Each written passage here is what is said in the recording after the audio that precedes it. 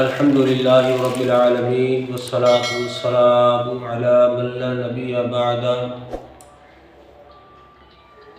اما بعد فاعوذ باللہ من الشیطان الرجیم بسم اللہ الرحمن الرحیم والنجم اذا هوى ما ضل صاحبكم وما غوى وما ينطق عن الهوى قال الله تبارك وتعالى في كلام المجيد والفرقان الحميد سبحان الذي أسرى بعبده ليلا من المسجد الحرام صدق الله العظيم إن الله وملائكته يصلون على النبي یا ایھا الذین آمنوا صلوا علیہ وسلموا تسلیما اللہم صل علی سیدنا و مولانا محمد وبارک وسلم وصلی علیہ صلاۃ و سلام علیک یا سیدی یا رسول اللہ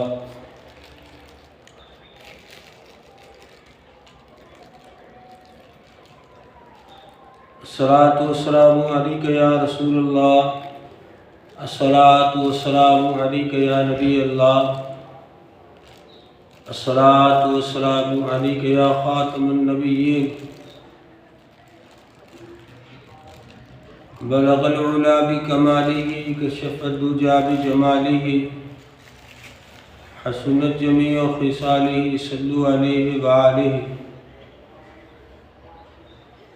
بلغ العلا بکمالہ کشف الدجی بجمالہ حسنت جمیع خصالہ صلوا علیہ وآلہ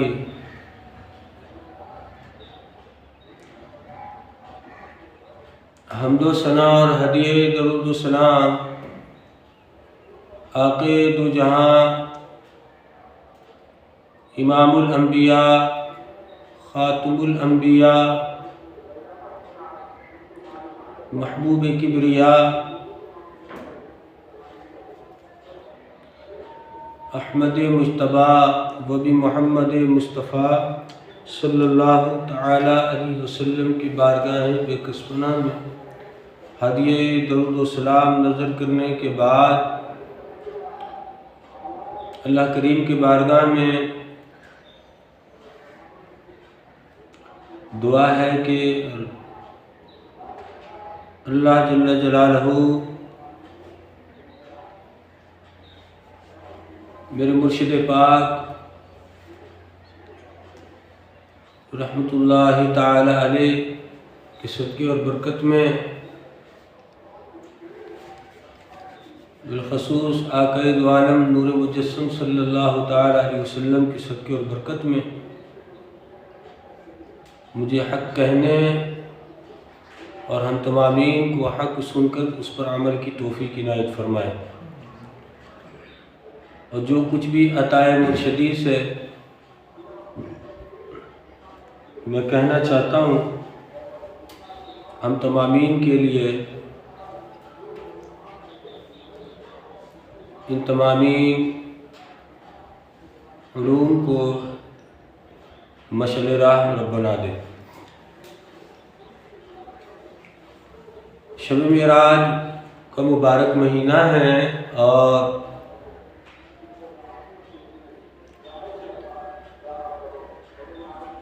یہ مبارک مہینہ 27ویں شب جو کہ کل انشاءاللہ العزیز شب معراج ہے۔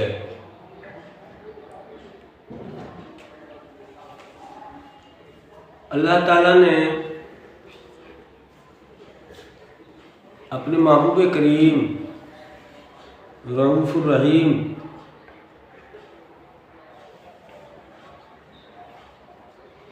صلی اللہ تعالی علیہ وسلم کو ہجرت سے 1 سال پہلے، یعنی ہجرت سے پہلے اللہ تعالیٰ نے اپنے محبوب کو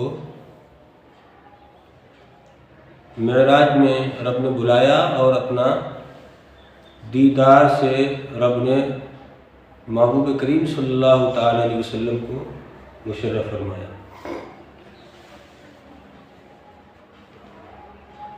یاد رکھیے کہ معراج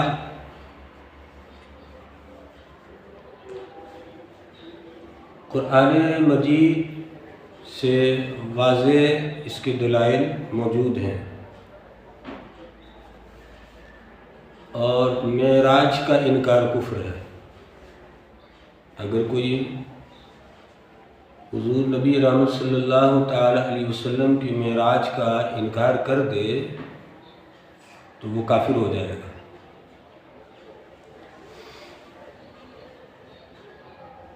معراج 3 حصہ ہے معراج کا، توجہ ادھر رکھیے، کتنا حصہ ہے؟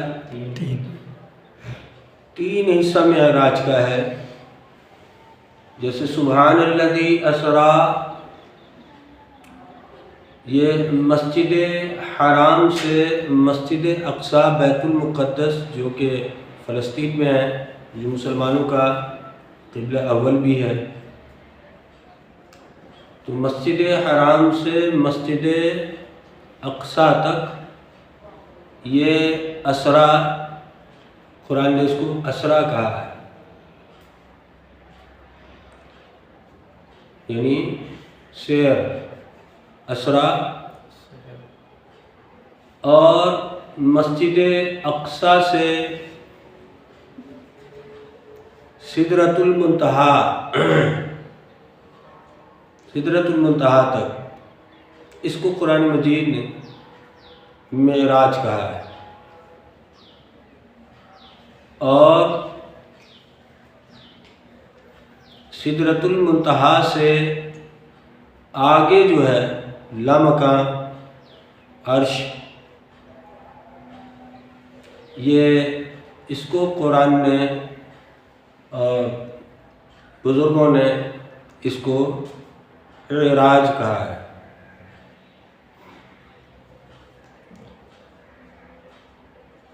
مسجد حرام سے مسجد اقصی تک یہ نبی رحمت صلی اللہ تعالی علیہ وسلم جو ہے وہ اسریٰ، اس کو قرآن مجید نے کہا کہ مسجد حرام سے آپ چلے اور بیت المقدس میں کم و بیش 1,24,000 نبی اور رسول وہاں موجود تھے، اور نبی پاک علیہ الصلوۃ والسلام وہاں تمام انبیاء علیہ الصلوۃ والسلام کی امامت فرماتے ہیں۔ واقعہ کیا ہے؟ سرکار دو عالم صلی اللہ تعالی علیہ وسلم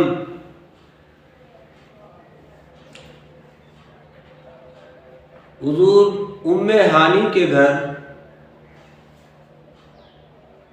سرکار دو عالم صلی اللہ علیہ وسلم جو ہے وہ بستر استراحت میں تھے،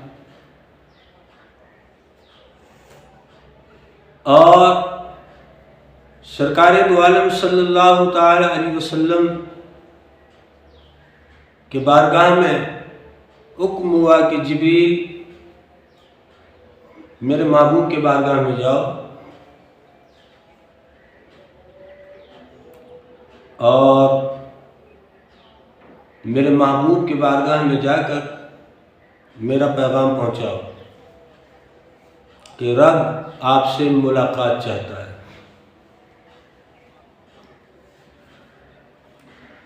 تو اب نبی پاک علیہ الصلوۃ والسلام بستر استراحت میں تھے، جبریل امین جنت سے براق لے کر اور فرشتوں 70,000 فرشتوں کو لے کر آپ ام ہانی کے گھر حاضر ہو گئے، اور چھت سے داخل ہوئے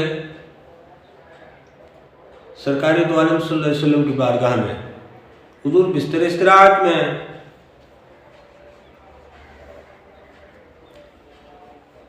اب جب نبی پاک علیہ الصلوۃ والسلام کو جبریل امین نے دیکھا کہ حضور تو بستر استراحت میں، تو جبریل امین نے کہا کہ یعنی سوچ رہے ہیں کہ کیا کروں، کس طرح جگاؤں. جبریل امین جب آپ سرکار کے لیے جب چلے تو ایک تاج جو یاقوت مرجان اور قیمتی پتھروں سے ایک خوبصورت تاج تھا جو جبریل امین اپنے سر پر اس تاج کو سجا کر حضور کے بارگاہ میں حاضر ہوئے. اور یہ پہلی مرتبہ وہ تاج آپ نے پہنا تھا. اب جب یہ سرکار کی بارگاہ میں پہنچے تو حضور تو بستر استراحت میں ہیں. گویا کہ رب نے جبریل امین سے کہا کہ اے جبریل کیا سوچ رہے ہو، میرے محبوب کو جھنجھوڑ کر اگر جگاؤ گے یہ تو گستاخی ہے، تو مولا کس طرح جگاؤں؟ کہ جبرائیل یہ کافوری ہونٹ جو میں نے تمہیں دیا ہے وہ کس دن کے لیے دیا ہے؟ اسی دن کے لیے تو دیا ہے. اپنے کافوری ہونٹ کو میرے محبوب کے تلوے پر لگاؤ. اب دیکھیں سرکار دو عالم صلی اللہ علیہ وسلم، میرے آقا دو عالم صلی اللہ علیہ وسلم جو ہے حضور زمین پر جو ہے نا وہ بستر استراحت فرمایا کرتے تھے. حضور صلی اللہ تعالی علیہ وسلم سرکار جو ہے اونچی جگہ میں بستر استراحت فرمانا یہ سرکار کو پسند نہیں تھا.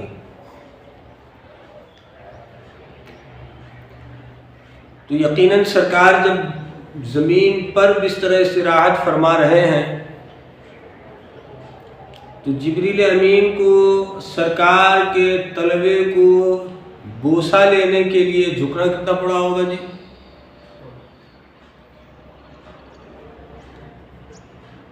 جبریل امین جھکے جھکے جھکے جھکے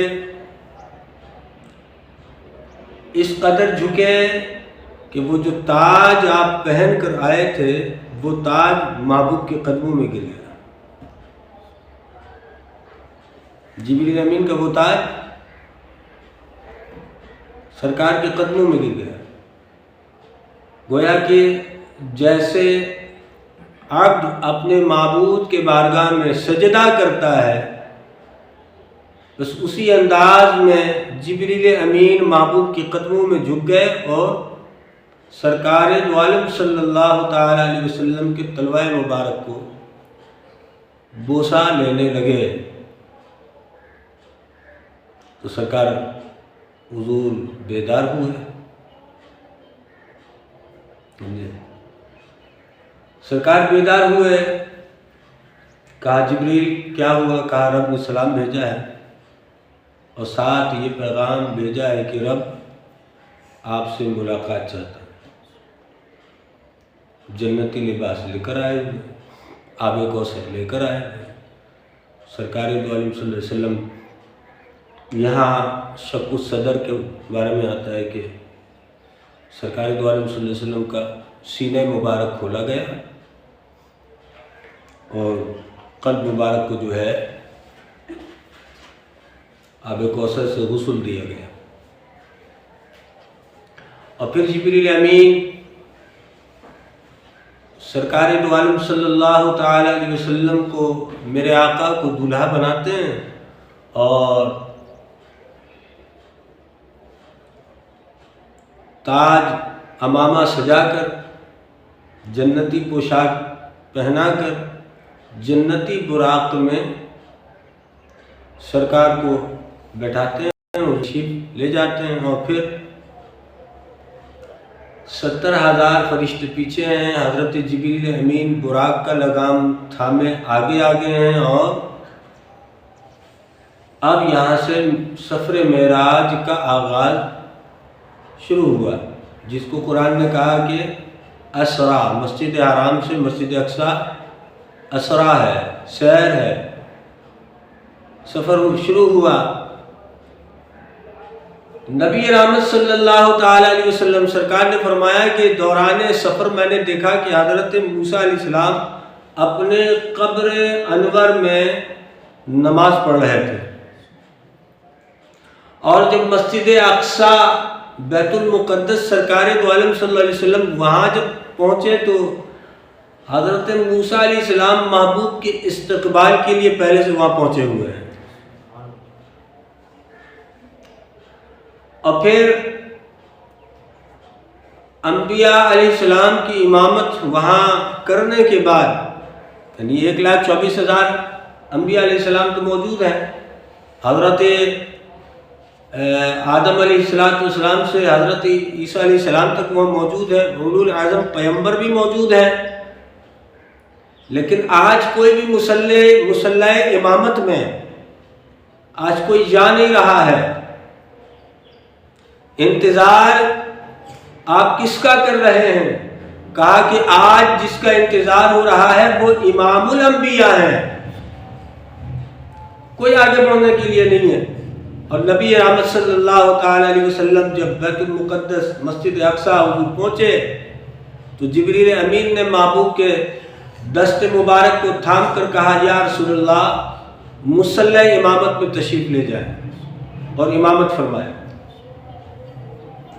اور پھر سرکار دو عالم صلی اللہ علیہ وسلم وہاں انبیاء علیہ السلام کو نماز پڑھانے کے بعد، امامت کے بعد، جب وہاں سے پھر سفر شروع ہوتا ہے تو سرکار دو عالم صلی اللہ علیہ وسلم حضور نے فرمایا کہ یہاں جو سدرۃ المنتہا تک جو یہ سفر ہے، اللہ تعالیٰ نے میرے لیے ایک نورانی سیڑھی کو اللہ رب العزت نے جو ہے وہ بھیجا تھا، یا نورانی سیڑھی رب نے بنایا تھا، جس کے ذریعے سرکار دو عالم صلی اللہ تعالیٰ علیہ وسلم حضور اوپر تشریف لے گئے۔ اب سرکار دو عالم صلی اللہ علیہ وسلم حضور جب تشریف لے گئے، چھٹے آسمان میں دیکھا کہ حضرت موسیٰ علیہ السلام سرکار دو عالم صلی اللہ علیہ وسلم سے پہلے پہنچے ہوئے ہیں، اور وہاں استقبال کے لیے پہلے موجود ہیں۔ تو سوال یہ پیدا ہوتا ہے کہ حضرت موسیٰ علیہ السلام جب سرکار چلے تو موسیٰ علیہ السلام قبر میں نماز ادا کر رہے تھے، حضور بیت المقدس پہنچے تو حضرت موسیٰ علیہ السلام پہلے سے وہاں موجود ہیں، پہلے سے وہاں موجود ہیں۔ تو کیا وجہ ہے؟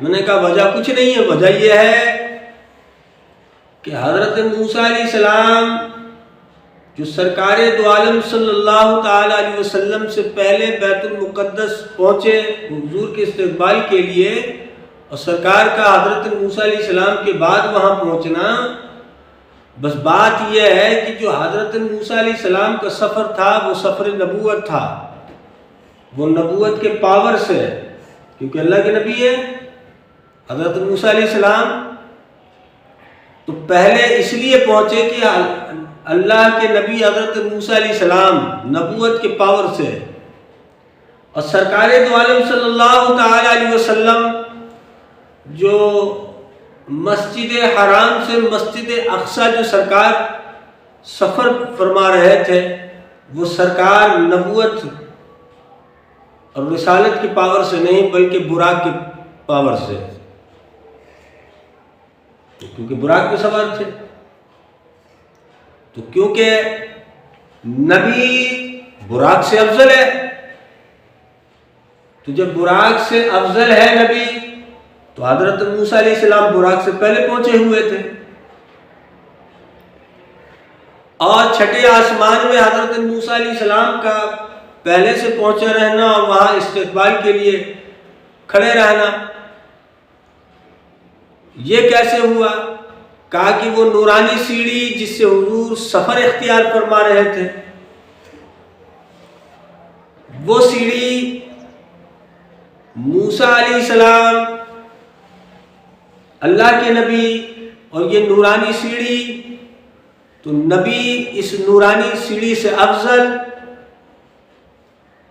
اس لیے نبی پہلے وہاں پہنچے ہوئے تھے، حضرت موسیٰ علیہ السلام پہلے پہنچے ہوئے تھے اور سرکار بعد میں۔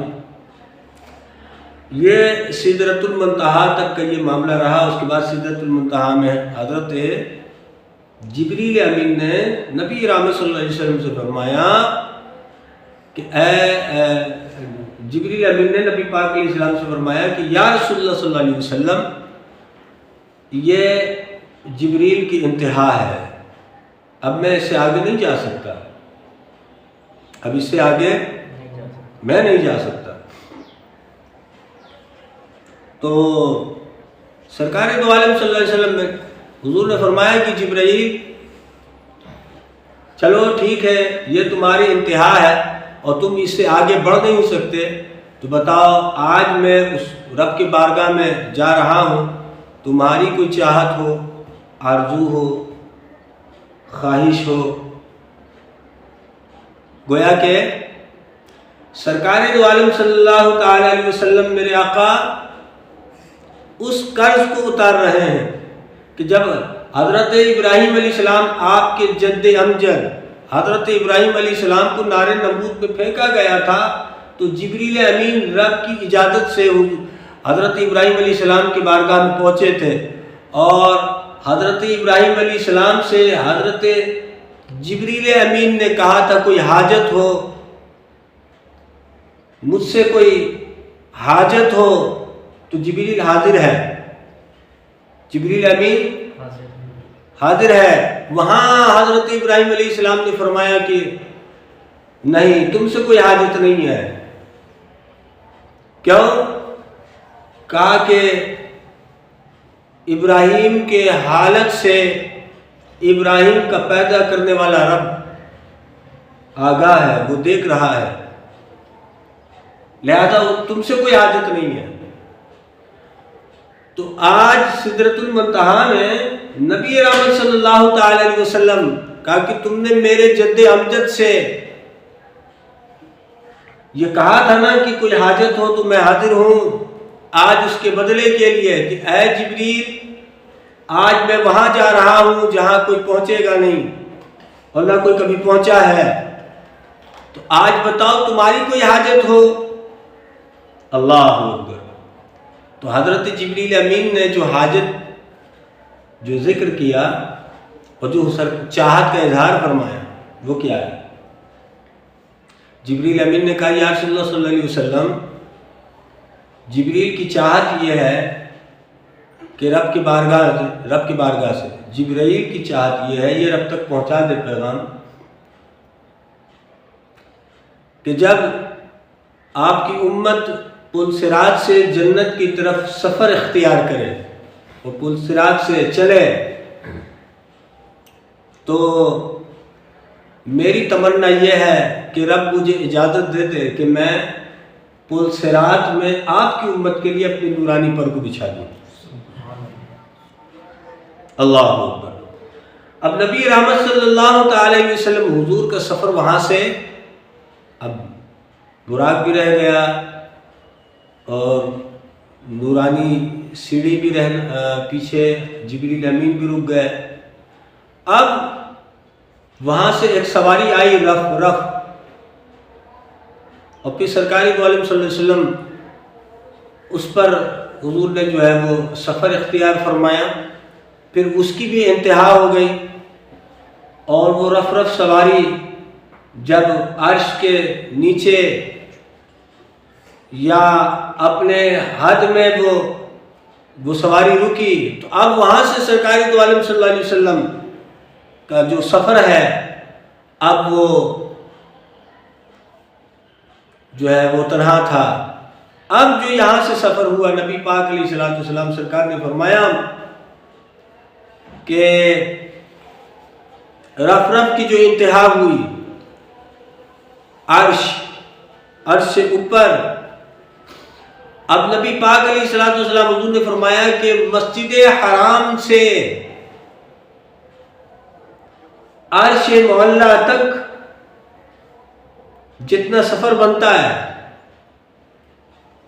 جو براق سے کیا، نورانی سیڑھی سے کیا، رف رف سے کیا، ان تمام سواریوں سے جو میں نے سفر طے کیا، حضور نے فرمایا میں نے ان تمام سفر کے برابر اپنے جب قدم کو میں نے اٹھایا تو ایک قدم میں اس سفر کے برابر میں نے سفر طے کر لیا، ایک قدم میں،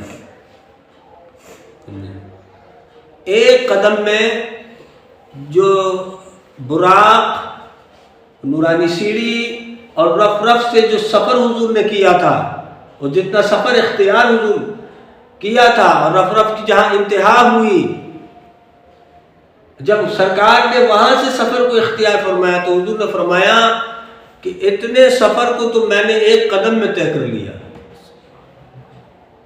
ایک قدم، یعنی گویا کہ اب حضور نے فرمایا وہ جو تم دیکھ رہے تھے کہ موسیٰ علیہ السلام قبر میں ہیں لیکن میں بعد میں پہنچتا ہوں، مسجد اقصیٰ پہلے حضرت موسیٰ علیہ السلام پہنچ جاتے ہیں، اور میں آسمان میں بعد میں پہنچتا ہوں، حضرت موسیٰ علیہ السلام پہلے پہنچ جاتے ہیں، وہ حضرت موسیٰ علیہ السلام اپنے پاور سے، اپنی طاقت سے، اور میں براق کے طاقت سے، اس لیے میں بعد میں موسیٰ علیہ السلام پہلے، اور اب ذرا دیکھو کہ ایک قدم پہ میں نے ان تمام سواریوں کے برابر میں نے ایک قدم میں سفر طے کر لیا ہے، کہ جو ان سواریوں نے، براق نے، نورانی سیڑھی نے اور رف رف نے جو سفر طے کیا اور جو انتہا ہوئی، میں نے جب وہاں سے اپنے قدم کو اٹھایا تو ان تینوں سواریوں کے برابر ایک قدم پہ میں نے سفر اختیار کر لیا،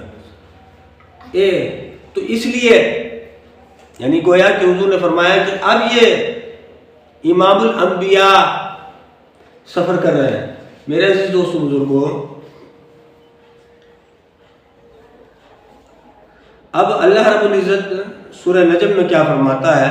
وَالنَّجْمِ إِذَا هَوَىٰ، اس پیارے چمکتے تارے محمد کی قسم، جب یہ معراج اترے، اس پیارے، اللہ اکبر، اترے، ما ضل صاحبکم وما غویٰ، تمہارے صاحب نہ بہکے اور نہ بہکے نہ راہ چلے۔ یہ مقصد کی سرکار دو عالم صلی اللہ علیہ وسلم جب معراج کی رات دیدار الہی سے آپ مشرف ہو رہے تھے، رب اپنا دیدار کرا رہا تھا اور دیدار الہی کا جام محبوب پی رہے تھے، تو سرکار بہکے نہیں، بہکے نہیں۔ تو پھر اللہ کے نبی صلی اللہ علیہ وسلم کے بارے میں رب نے فرمایا وَمَا يَنْطِقُ عَنِ الْهَوَىٰ، اور وہ کوئی بات اپنی خواہش سے نہیں کرتے، اپنی خواہش سے نہیں کرتے۔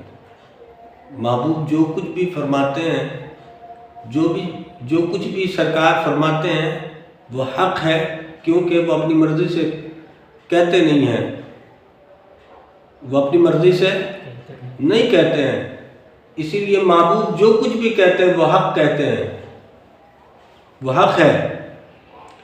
تو جب اپنی مرضی سے کہتے نہیں ہیں تو وہ حق ہے، اللہ کی مرضی سے کہتے ہیں، رب جو چاہتا محبوب وہ کہتے ہیں، رب کی جو چاہت ہے وہ محبوب کہتے ہیں۔ اس لیے ان ہوا الا وحی یوحیٰ، وہ تو نہیں مگر وہی جو انہیں کی جاتی ہے، وہی جو کی جاتی ہے۔ اپنے نفس، اپنی خواہش، کبھی محبوب نے اپنی خواہش اور اپنے نفس سے جو ہے نہیں، محبوب علیہ الصلوۃ والسلام نے جب بھی کلام حضور نے فرمایا تو وہ رب کی مرضی سے، جو رب وہی کرتا، جو رب چاہتا، جو رب اپنے محبوب سے چاہتا، محبوب وہی کلام فرماتے. تو اس لیے آگے ابھی اس میں تفصیل سے معراج کا ذکر جو ہے وہ تفصیلاً ہے، وہ انشاءاللہ کریں گے. تو نبی رحمت صلی اللہ تعالی علیہ وسلم سرکار اس سواری سے چلے اور پھر خود سفر اختیار فرمایا اور پھر آگے بڑھے اور پھر اس مقام پر پہنچے جہاں نہ کبھی کوئی پہنچا ہے نہ کبھی کوئی پہنچے گا، اور دیدار الہی آپ نے فرمایا. یہ سفر معراج آگے بھی ہے. جب سرکار دو عالم صلی اللہ تعالی علیہ وسلم حضور معراج سے حضور تشریف لائے، تو کیونکہ میں نے کہا کہ ہجرت سے قبل کا یہ واقعہ ہے اور ابھی ہجرت کا حکم نہیں دیا گیا تھا. ہجرت سے پہلے طائف کا جو وہ معاملہ ہوا تھا، اس کے بعد نبی رحمت صلی اللہ علیہ وسلم کو یہ عظیم معجزہ رب نے عطا کیا تھا. اب جب حضور سرکار دو عالم صلی اللہ علیہ وسلم حضور جب تشریف لائے معراج سے، جب حضور نے اس کا اظہار فرمایا تو بڑے بڑے جو کفار اور دشمن اسلام تھے بک بک کرنے لگے، جیسے آج بھی لوگ کرتے ہیں. آج بھی جو ہے وہ بہت سارے مسلمانی لبادے کو اوڑے لوگ بک بک کرتے ہیں، جنہیں ایسا نہیں تو ایسا تھا، جنہیں ایسا نہیں تو ایسا تھا، یہ تو یہ معاملہ ہے تو یہ معاملہ ہے، ایسا نہیں تھا ایسا تھا. تو ان کے مقدر میں یہ ہے، سمجھے نا، ان کے مقدر میں یہ ہے. یاد رکھیں، جو جیسا گمان کرتا ہے، سمجھے نا، نبی رحمت صلی اللہ علیہ وسلم، اللہ رب العزت نے بھی یہ کہا نا کہ بندے کا جو گمان ہوتا ہے نا، میں اس کے مطابق اس کا کر دیتا ہوں، ایسا کر دیتا ہوں. تو اس کا گمان ہے اور ہمارا ایمان ہے. نبی رحمت صلی اللہ تعالی علیہ وسلم سرکار نے جو کچھ فرمایا ہے حق اور سچ فرمایا ہے، آنکھیں بند ہے.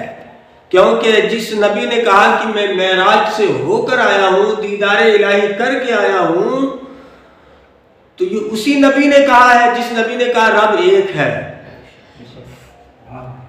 اسی نبی کی زبان مبارک سے ہم نے مانا رب کو کہ رب ایک ہے. ہم نے رب کو تو دیکھا نہیں ہے، لیکن زبان مصطفیٰ پر اعتماد ہم نے کیا، یقین کیا، اور ہم نے کہا کہ رسول خدا صلی اللہ علیہ وسلم نے فرمایا کہ رب ایک ہے تو رب ایک ہی ہے.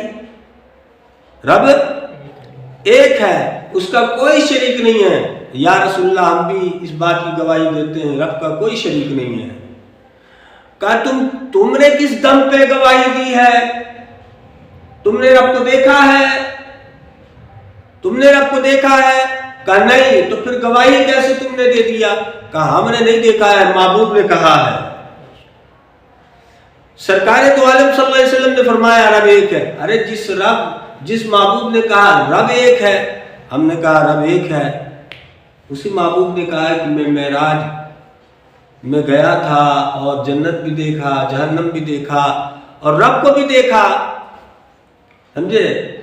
تو جس محبوب نے رب کے بارے میں کہا ایک ہے، ہم نے بن دیکھے مانا ایک ہے، تو ہم نے معراج کے واقعے کو تو نہیں دیکھا کہ محبوب کیسے گئے، کس طرح گئے، کہاں کہاں سے گئے، کیسے پہنچے، رب کا دیدار کیا تو کتنے قریب تھے، کیا معاملہ تھا. وہ تو قریب کرنے والا جانے، قریب ہونے والا جانے.